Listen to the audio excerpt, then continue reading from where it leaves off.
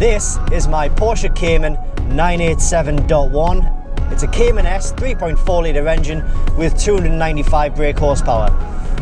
I'm going to run through 5 things that I absolutely love about this car. My name's Satch and welcome to Driver 81.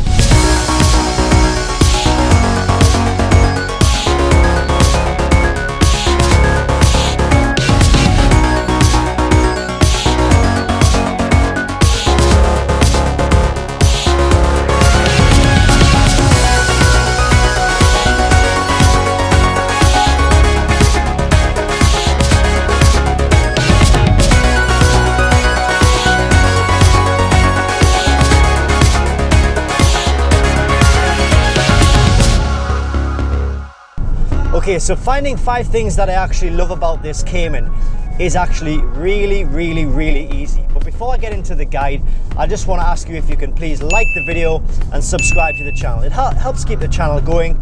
It helps me grow the channel in a way that I wish to, and obviously I'm looking to get to 100,000 subscribers. Once I do that, I'll be giving away my Porsche Boxster 986 to one of those subscribers. So I'll be counting backwards from 5 to 1 with my 5 greatest things that I love about this car.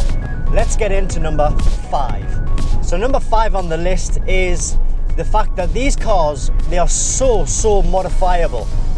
There are lots and lots of options, lots of modifications, lots of styling options, lots of performance modifications that you can actually do to this car. So once you've bought your base model, and when I say base model, I don't mean the 2.7 model, although if you want to go for that model, it's absolutely fine. But once you've got your standard, either 2.7 or your 3.4S, there are lots and lots of bolt-on options, bolt-on performance, and as I say, styling options for these cars, which in my opinion make the car look much better, drive better, sound better. In fact, in the next few weeks I'll be releasing a video on this very channel, there's another reason to subscribe, about all of the modifications that you can do on this car. Now I've got a list of about 16 or 17 modifications which would not be out of place on one of these Porsche Cayman 987. So it's well worth the watch, well worth tuning into, and that's the 5th reason why I love this Cayman.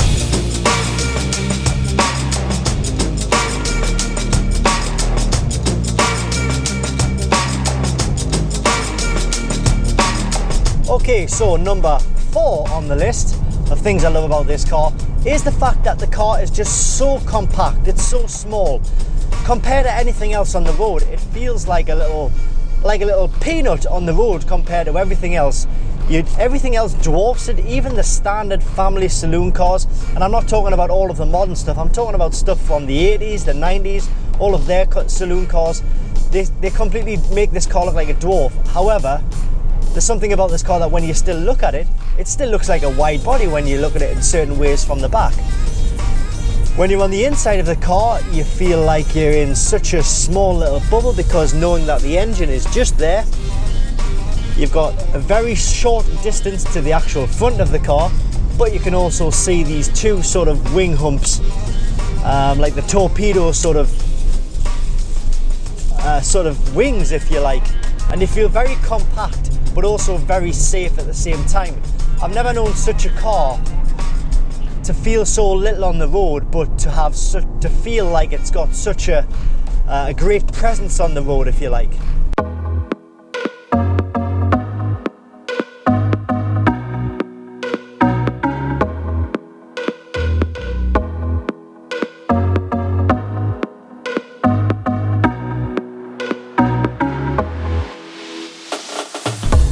Okay, so number 3 on the things that I love about this car is the looks, and also I would say starting to get classic looks of this car. This is the way that the 911 should have went. Unfortunately, the 911 from the 993, 996, 997, 991 and now 992, the cars are just huge, they're too big. This is the way it should have went. It should have went smaller. You know, this Cayman is probably about the size of a 993, which is I think it was like a 94 to 97 or 98 911. And that is the perfect size. That is the perfect size for a little sports car like this. It looks great, it looks wide body, the curves are absolutely perfect, it's a head turner, wherever it goes. And you know, I've seen a lot of discussions on internet forums about whether these cars will actually become future classics or not. And I obviously everybody's opinion is going to be different, but I say absolutely without a doubt. You know, there was a time 6, 7, 8 years ago when nobody wanted the cars like the 964s or the 993s, and they were exchanging hands for 10, 11, 12, 13 to 16,000 pounds. And now look at them, you can't get a decent one for less than 55 to 60,000 pounds. Well, I don't think the figures of the Cayman 987 are going to go quite that high. However, I think we're at a plateau now. We're at the lowest point now. I picked this car for £10,000. Now, I'm not expecting to lose any money from this, and at the same time, within the next few years, I'm not expecting to make any money from it. I'm not going to sell the car, so even if the price is doubled or tripled, I wouldn't sell the car. However, I think maybe in, say, 10 years time, so 8, 9, 10 years time, I think the values of these will start to go up as people start to look at them in a different light and start to see them as more of a classic car and something that is more of a collector's item.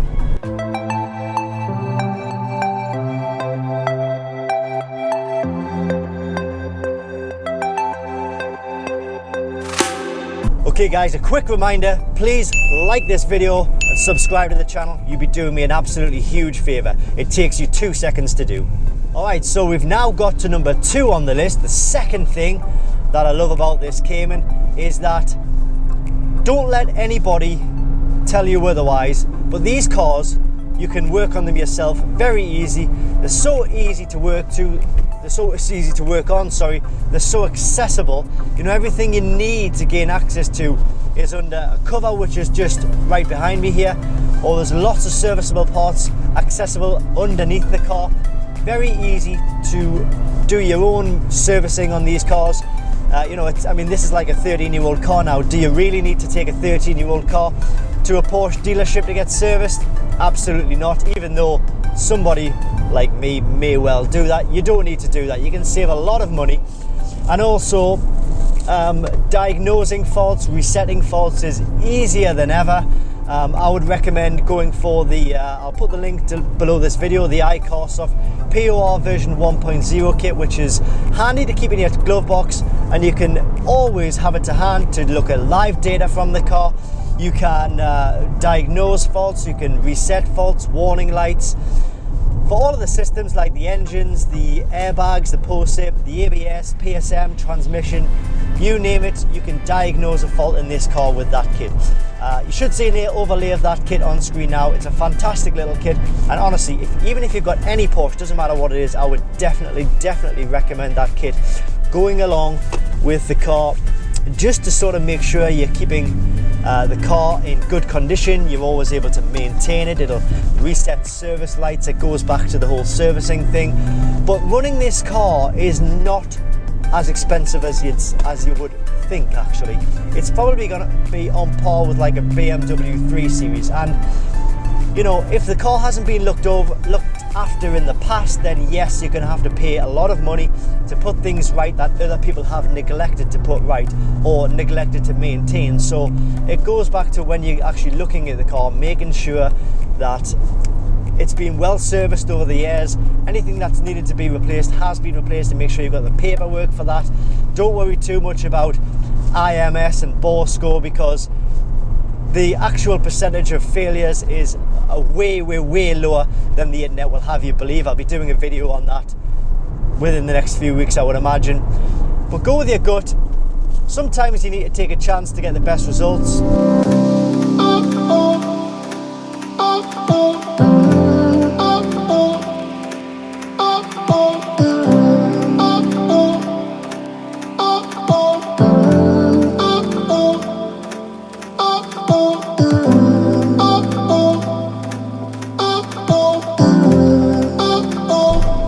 Okay, so we've come to the final thing on the list.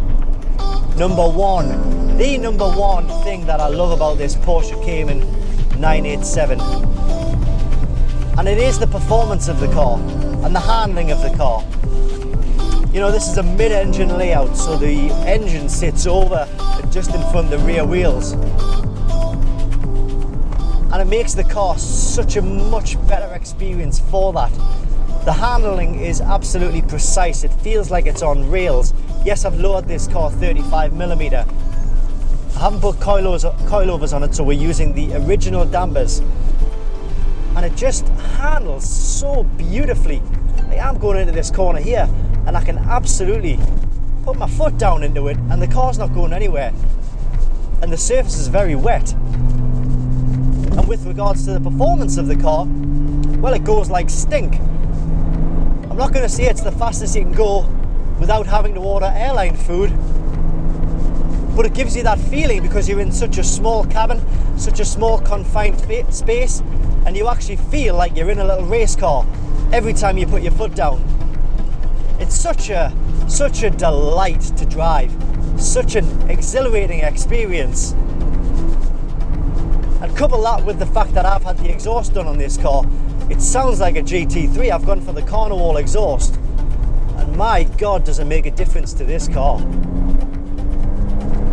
Oh.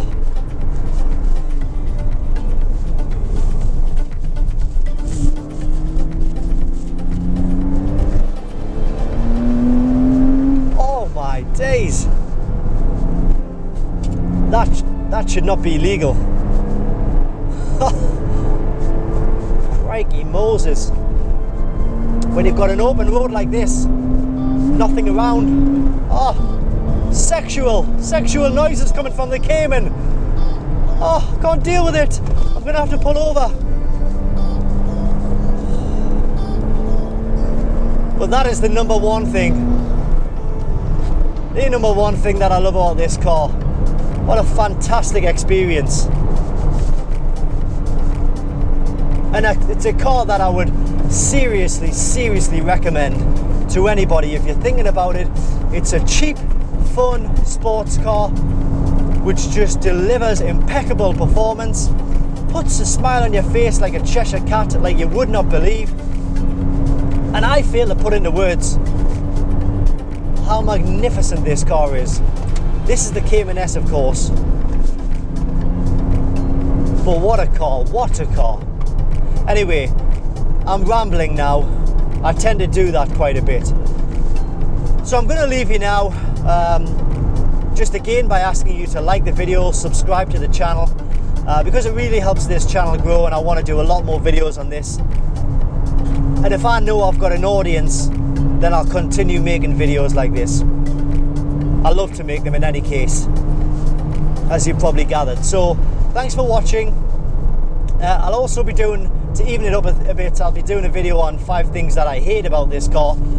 Not such an easy task. Oh shit, sheep in the road.